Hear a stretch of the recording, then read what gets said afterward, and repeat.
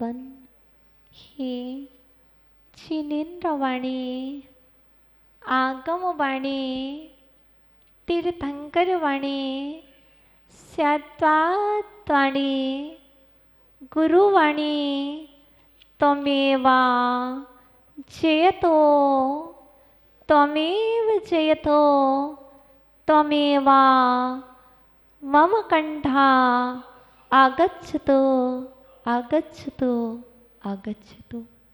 प्रिय आत्मन, वक्ताम्बर स्तोत्र के पावन मंदाकिनी में स्नान करते हुए आज हम सभी 44 नंबर काव्य में प्रवेश पा रहे हैं, जिसमें प्रवेश करने से समुद्र में डूबे हुए जीव पार हो जाते हैं, जल यात्रा निर्विघ्न हो जाती है। यह व्यवहार नय का कथन है। निश्चय नय के कथन में आचार्य भगवान मानतुंग स्वामी कहते हैं, ये भक्ताम्बर स्तोत्र का 44 नंबर का भव सागर में भव समुद्र में डूब रहे प्राणियों के लिए जहाज के समान है। जो भी प्रभु के नाम का स्मरण, प्रभु के नाम का गुणानुवाद करता है, वह भव सागर समुद्र से पार हो जाता है। चाहे वह नाम का स्मरण पूजा करने से हो। देखो, पूजन एक प्रकार से नहीं की जाती है। पूजन की पद्धतियां 21 प्रकार की हैं। मात्र हमने और आपने तो पूजन की पद्धति सिर्फ 8 प्रकार से जानी है। पूजन की पद्धति आचार्य भगवान उमा स्वामी जी महाराज उमा स्वामी श्रावकाचार्य में नाना प्रकार की बतला रहे हैं, जिसमें कहा जा रहा है कि जो सूखे द्रव्य से पूजन करता है, सुपारी आदि से पूजन करता है, वही भी उपादेय है, अर्थात ग्रहण करने के योग्य है। वह पद्धति भी ठीक है। और जो जल से पूजन करता है, यह पूजन की पद्धति भी ठीक है, क्योंकि भव समुद्र से पार होने के लिए पूजन पद्धति है। भव समुद्र से तारने के लिए पूजन का विधान है। आप देखते हैं कि कोई व्यक्ति चंवर डुरा रहा है, क्या चंवर डुराना पूजा है? हाँ जी। आचार्य भगवान उमा स्वामी जी महाराज की दृष्टि में मात्र खाली चंवर को डुराना भी पूजन है। आचार्य भगवान उमा स्वामी जी महाराज की दृष्टि में सितारा बजाना भी पूजन है। जैसे भक्ति करना है, भक्ति करके कर्म निर्जरा करना है, और कर्म निर्जरा करके भव समुद्र से पार होना है, तो आप यदि आपको सितारा बजाना आ रहा है तो आ जाइए और बजाइए, वह भी आपकी पूजन है। किसी को ताल बजा करके, कोई झूला बजा करके, वाद्य यंत्र बजा करके पूजन करता है, और कोई अष्ट द्रव्य से पूजन करता है। बताइए किसमें पुण्य का संचय अधिक होगा? जो वाद्य यंत्र से पूजन कर रहा है उसमें अधिक पुण्य का संचय है, कि अष्ट द्रव्य से पूजन करने वाले को पुण्य का अधिक संचय है? दोनों में समान है, लेकिन जिसमें सबसे अधिक भाव लग रहे हैं उस पद्धति से पुण्य का संचय बहुत ही अधिक है, और वह कर्म निर्जरा का कारण भव समुद्र से तार करने का कारण है। 4 कसाई रूपी घड़ियाल मुँह फैलाए हुए हैं। कभी मान का मुँह फैलाए हुए हैं, तो कभी लोभ का, तो कभी क्रोध में। ये सभी घड़ियाल हैं। और कुछ मगर मच्छ के साथ साथ कुछ मछलियां भी हैं। वो कौन सी मछलियां हैं? वो भी आपके अंदर में है। कभी प्रमाद रूपी, कभी 4 विकथा रूपी मछलियां हैं। 4 विकथाएं होती हैं, राजकथा, स्त्री कथा, चोर कथा, भोजन कथा।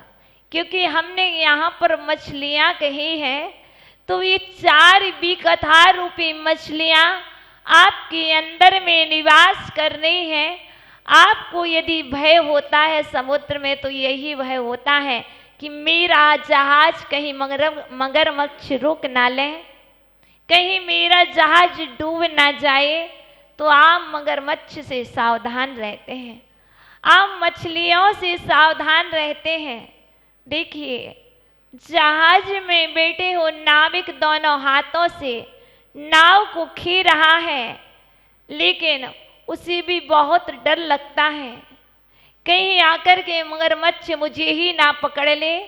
ऐसे ही आप निश्चय नए और व्यवहार नए के 2 हाथों के द्वारा आप अपनी जहाज को खींच रहे हैं और उसमें आप बैठे हुए हैं और पूर्ण रूपेण सावधान हैं। यदि सावधानी नहीं होगी तो संसार समुद्र में जहाज डूब जाएगा। और यदि प्रभु नाम का स्मरण है, प्रभु नाम की पूजा है, प्रभु नाम का स्तवन है, तो आप संसार समुद्र से पार हो जाएंगे। यहाँ पर भक्तामृत स्तोत्र में बात चल रही है 44 नंबर काव्य की, लेकिन आचार्य भगवान उमा स्वामी जी महाराज कह रहे हैं, जो गुरु की विनय करता है। माता जी, भक्तामृत स्तोत्र की बात चली, गुरु की विनय कहाँ है? जी हाँ, भक्तामृत स्तोत्र की बात चल रही है, तो हम आदिनाथ की पूजन कर रहे हैं। लिखने वाला कौन है? गुरु है। यदि भक्तामृत स्तोत्र को पूजा है, भक्तामृत स्तोत्र की विनय की है, तो मैंने गुरु की विनय की है। और गुरु की विनय उमा स्वामी जी महाराज की दृष्टि में जो गुरु की विनय करता है वह देवताओं के द्वारा पूजित होता है। और जो देवताओं के द्वारा पूजित होता है उसके लिए संपूर्ण सिद्धियां अपने आप स्वतः हो जाती हैं, उसे सिद्धियां नहीं करनी पड़ती हैं। इसलिए आप यदि बचना चाहते हैं संसार समुद्र से, जल यात्रा से बचना चाहते हैं, तो आचार्य भगवान उमा स्वामी जी महाराज कहते हैं भक्तामृत स्तोत्र की विनय गुरु की विनय है। भक्तामृत स्तोत्र की विनय गुरु की पूजा है, और भक्तामृत स्तोत्र की विनय ही प्रभु की पूजा है।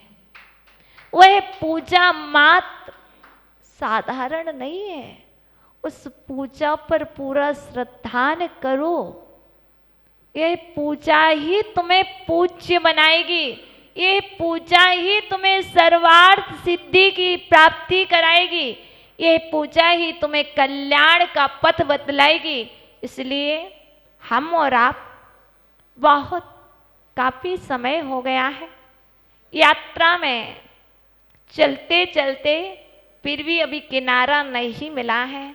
कोई किनारा मिल जाए तो हम अपनी रक्षा कर लें। कैसे करोगे? पूजा करके? जी हाँ, पाठ करके। देखिए, किनारा मिलेगा। चाहो तो पूजा, कोई कहता है संध्याकालीन सत्र में दीपक जला सकते हैं। जी हाँ, पूजा आवश्यक नहीं है कि अष्टद्रव्य से ही हो। आचार्य भगवान ने उमा स्वामी जी महाराज ने दीपक को जला कर के पूजा बताई है।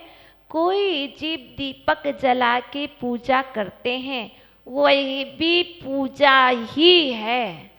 कोई ध्वज चढ़ा कर के पूजन करते हैं, कोई चमड़ ढुरा कर के पूजन करते हैं। ये सब पद्धति पूजन के शास्त्रों में वर्णित हैं और आप इस पर श्रद्धा कीजिए। जो लिखी जितनी श्रद्धा आपके अंदर है उस श्रद्धा अनुरूप आप कार्य कीजिए और जैसी श्रद्धा होगी वैसा फल प्राप्त होगा। जैसी श्रद्धा होगी वैसी सिद्धि होगी। आप कहो कि फल चढ़ाने से सिद्धि होती है तो आचार्य भगवान कहते हैं फल चढ़ाने से सिद्धि नहीं होती है। तो फिर किससे होती है? क्या नैवेद्य चढ़ाने से सिद्धि होती है? तो आचार्य भगवान कहते हैं नैवेद्य चढ़ाने से भी सिद्धि किसी को ना तो हुई है और ना ही होगी। यदि सिद्धि होती है तो हृदय के पुष्प चढ़ाने से, श्रद्धा के पुष्प चढ़ाने से सिद्धि होती है। बात चलती है कैसे करूं? देखिए बहुत समय हो गया है, मुझे संसार समुद्र से बचना है पर मैं बच क्यों नहीं पा रहा? कारण क्या है? आचार्य भगवान जहाँ पर यह बात कहते तो वहाँ पर कहते हैं आपने पूजन की थी ना, कैसे की थी? चंदन लगाया था कि नहीं? नहीं लगाया। यदि चंदन नहीं लगाया तो वो पूजन निष्फल है। ये चंदन लगा करके पूजन करनी चाहिए, माथे पर चंदन लगा करके, क्योंकि चंदन शुभ है, चंदन अशुभ नहीं है, शकुन है। इसलिए माथे पर चंदन लगा करके पूजन करनी चाहिए। और कैसे पूजन करनी चाहिए? कैसे भक्तामृत स्तोत्र का पाठ करना चाहिए? कीजिए। मुकुट बांध करके पूजन करनी चाहिए, हार माला पहन करके पूजन करनी चाहिए। ये सब आचार्य भगवान उमा स्वामी जी महाराज बतला रहे हैं जो जो शुभ शकुन है। क्योंकि शुभ करने आए हो, मंगल करने आए हो, तो मंगल कैसे होगा? जब तुम्हारे मंगल भाव होंगे तो तुम्हारा मंगल द्रव्य होगा, और जब मंगल द्रव्य होगा तो मंगल कार्य होंगे। मंगल कार्य करने के लिए मंगल द्रव्य आवश्यक है, और जब मंगल द्रव्य होगा तो निश्चित रूप से मंगल कार्य ही होगा। देखिए क्या हो रहा है? विवाह हो रहा है, मांगलिक कार्य हो रहा है। क्या रखा है? मांगलिक कलश। चातुर्मास हो रहा है। क्या हो रहा है? मंगल हो रहा है। क्या रखा? मांगलिक कलश। क्यों?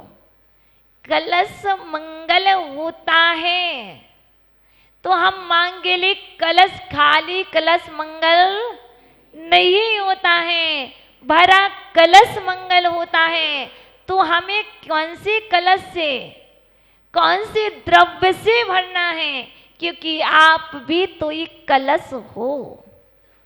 उस कलश के अंदर कौन सा द्रव्य भरा हुआ है?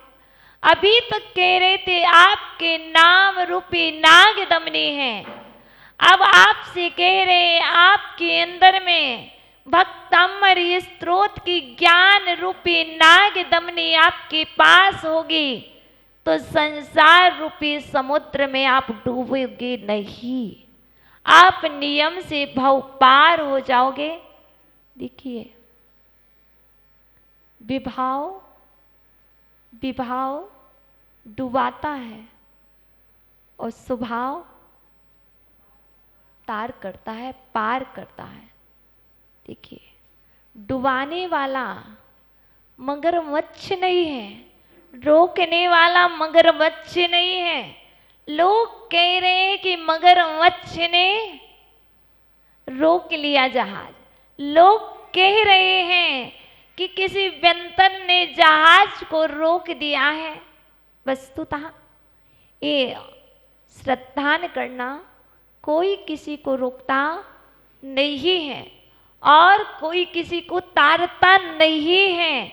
आप ही तारने वाले हैं, और आप ही डूबने वाले हैं। कैसे? जब आप विभाव का सहारा लेते हैं तो आप डूब जाते हैं, और जब आप स्वभाव का सहारा ले लेते हैं, स्वभाव क्या है?